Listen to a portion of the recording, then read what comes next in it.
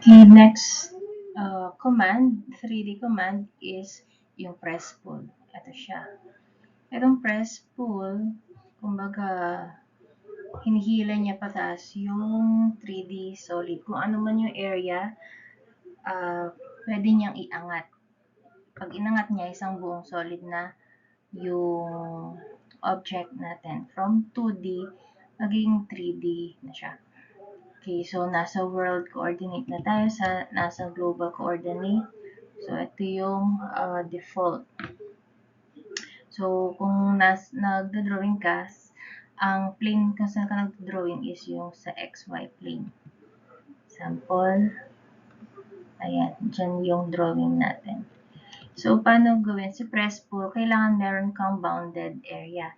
Like ito, bounded area yan. So, kapag pinress pull mo, click mo yung command, ayan na, nadedetect na niya yung area.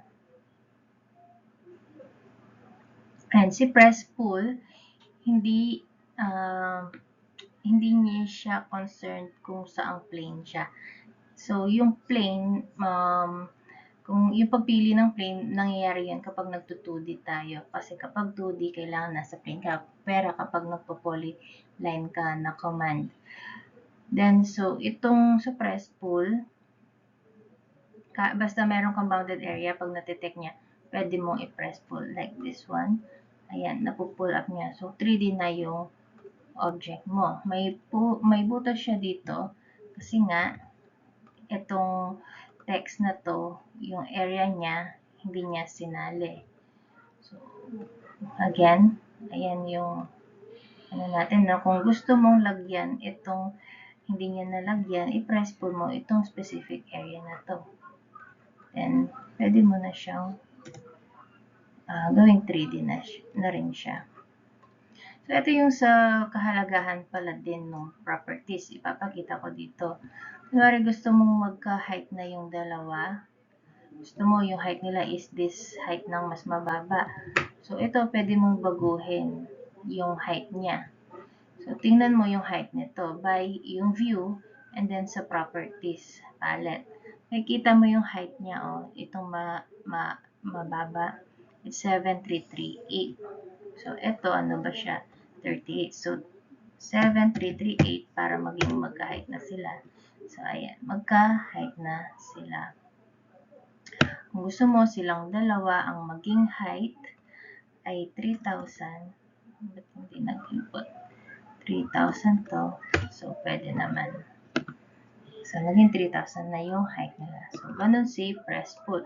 Makita nga natin si press pull kung saan ang ipipress pull mo, ang iti-3D mo ay yung nasa ito naman na plane na to. So, pwede siya, no?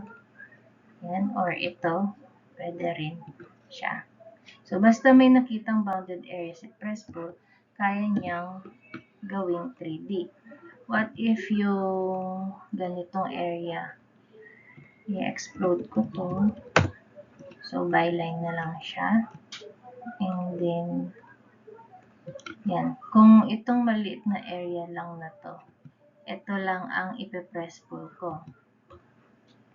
So, ipa-find mo lang sa kanya yung, ayan o, na-highlight na niya to.